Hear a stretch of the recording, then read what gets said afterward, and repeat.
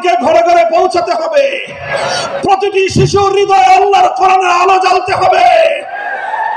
আমাদের জাতীয় শিক্ষা ব্যবস্থায় প্রতিটি প্রাইমারি স্কুলে একজন কোরআনের শিক্ষক নিয়োগ দিয়ে বিশুদ্ধ তেলাওয়াতের এই আওয়াজ আজ বাংলাদেশে গণদাবিতে পরিণত করতে হবে।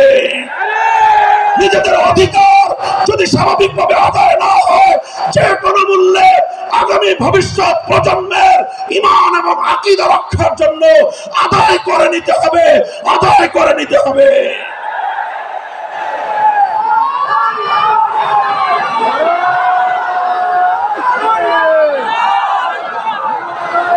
মুহতারাম হাজিরিন, এখানে বিভিন্ন শ্রেণী পেশার মানুষ রয়েছেন, আইন শৃঙ্খলা রক্ষাকারী বাহিনীর ভাইরা রয়েছেন, গোয়েন্দা সংস্থার লোকেরা রয়েছেন, এখানে বিভিন্ন শিক্ষা প্রতিষ্ঠানের শিক্ষক শিক্ষিকা মহোদয় রয়েছেন, অনেক শিক্ষা প্রতিষ্ঠানের পরিচালক মণ্ডলীর সদস্যরা রয়েছেন।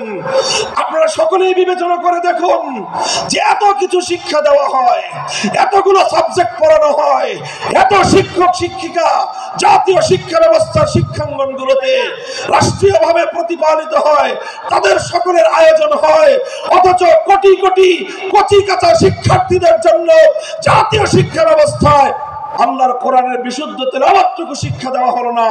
একটি মুসলিম জাতি হিসেবে আমাদের জন্য এর চেয়ে দুঃখজনক, এর চেয়ে লজ্জাজনক আর কোনো বিষয় থাকতে পারে না। এমন বাংলাদেশ দেখার জন্য শরীয়তুল্লাহরা রক্ত দেয় নাই, এমন বাংলাদেশ দেখার জন্য তিতুমিররা বাঁশের কেল্লা করে নাই।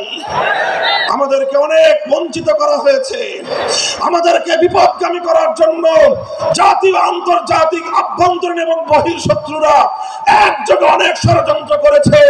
এবার সমস্ত ষড়যন্ত্রের জাল ছিন্ন করবার সময় এসেছে। আমরা সকলেই যদি যার যার জায়গা থেকে এই আওয়াজ উঠাই যে সব শিক্ষা থাকতে পারবে, সমস্ত কিছু শিখবে আমাদের শিক্ষার্থীরা, প্রাইমারি লেভেলে অন্তত বিশুদ্ধ তেলাওয়াতের শিক্ষা থাকবে না কেন? আল্লাহ পাক রব্বুল আলামিন আমাদের এই ঈমানি দাবি উপলব্ধি করে এই রাষ্ট্র ব্যবস্থাকে যথাযথ পদক্ষেপ গ্রহণ করার তৌফিক দান করুন। এটা ছিল প্রথম কর্মসূচির কথা বলছিলাম। ইয়াতলু আলাইহিম আয়াতিক, এমন একজন পয়গম্বর, যেই পয়গম্বরের প্রথম কর্মসূচি হবে আল্লাহর কোরআনকে তেলাওয়াত করে শোনানো, কোরআনে পাকের রিসাইটিং, কোরআনের পাঠ, কোরআনের রিডিং করে শোনানো। এটাই হলো একটা বৈপ্লবিক কর্মসূচি।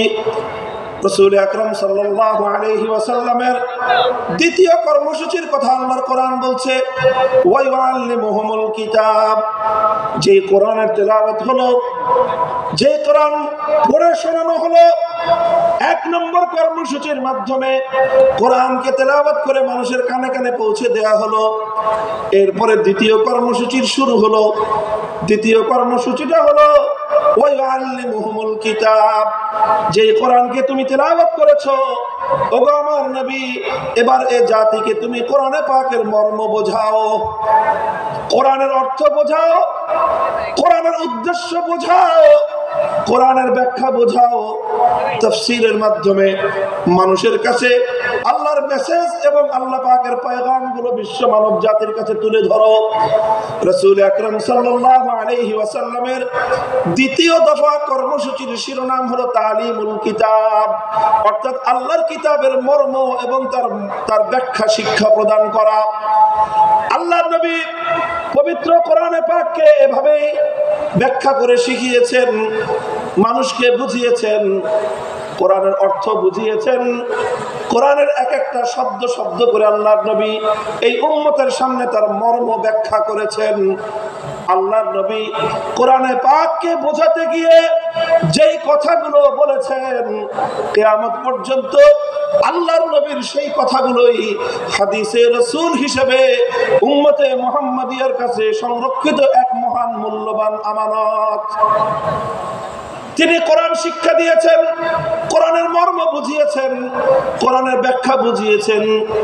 আল্লাহ পাক রব্বুল আলামিন মানব জাতিকে লক্ষ্য করে কি মেসেজ পাঠিয়েছেন, কি বার্তা তিনি দিয়েছেন, সেই বার্তা আর আল্লাহর সেই পয়গামগুলো নবী আকরাম সাল্লাল্লাহু আলাইহি ওয়াসাল্লাম মানুষকে বুঝিয়েছেন। এটা হলো আল্লাহর নবীর 2 নম্বর কর্মসূচি। 1 নম্বর কর্মসূচির শিরোনাম হলো তেলাওয়াতে কিতাব। সবাই বলেন 1 নম্বর কর্মসূচি হলো তেলাওয়াতে কিতাব। বলেন 1 নম্বর কর্মসূচি কি? 2 নম্বর কর্মসূচি হলো তালিমে কিতাব। বলেন 2 নম্বর কর্মসূচি কি? তালিমে কিতাব। 1 নম্বর ছিল তেলাওয়াতে কিতাব, 2 নম্বর হলো তালিমে কিতাব। তেলাওয়াতে কিতাবের অর্থ হলো শুধু কোরআন পড়া, বুঝুক বা না বুঝুক কোনো সমস্যা নাই, বুঝে পড়লেও সওয়াব হবে, না বুঝে পড়লেও সওয়াব হবে। বুঝে পড়লেও হৃদয়ে প্রভাব তৈরি করবে, না বুঝে পড়লেও হৃদয়ে প্রভাব তৈরি করবে। আল্লাহর কোরআন একমাত্র গ্রন্থ যার প্রতিটি অক্ষরের মধ্যে আল্লাহ পাক রব্বুল আলামিন এক অসাধারণ এবং এক অসম্ভব রকম শক্তি দিয়ে আল্লাহ প্রতিটি অক্ষরকে নাজিল করেছেন। 2 নম্বর তেলাওয়াত, 2 নম্বর কর্মসূচি হলো তালিমে কিতাব। 1 নম্বর কর্মসূচির মাধ্যমে যেই কোরআনকে তেলাওয়াত করা হলো, 2 নম্বর কর্মসূচির মাধ্যমে এবার সেই কোরআনের মর্ম এবং তার ব্যাখ্যা শিক্ষা দেওয়া হবে। আল্লাহর রাসূল সাল্লাল্লাহু আলাইহি ওয়াসাল্লাম উম্মতকে 23 বছরে একটা একটা অক্ষর করে তার মর্ম শিক্ষা দিয়েছেন। সাহাবায়ে কেরাম আল্লাহর নবীর কাছ থেকে কোরআনের মর্মগুলো শিখেছেন শুধুমাত্র আরবি ভাষার মাধ্যমে। আরবের সাহাবীরা আল্লাহর কোরআনকে যথাযথ বুঝতে পারেন নাই, আরবি ভাষার মাধ্যমে অনেক জায়গায় তারা উল্টো বুঝেছেন। আল্লাহর উদ্দেশ্য তারা উদ্ধার করতে পারেননি, আল্লাহর মর্ম তারা উপলব্ধি করতে পারেননি। বরং আল্লাহর কোরআনের অর্থ বুঝতে গিয়ে সাহাবায়ে কেরামকে, আরবের মানুষকে প্রতিটি পদে পদে আল্লাহর পয়গম্বর মুহাম্মদুর রাসূলুল্লাহ সাল্লাল্লাহু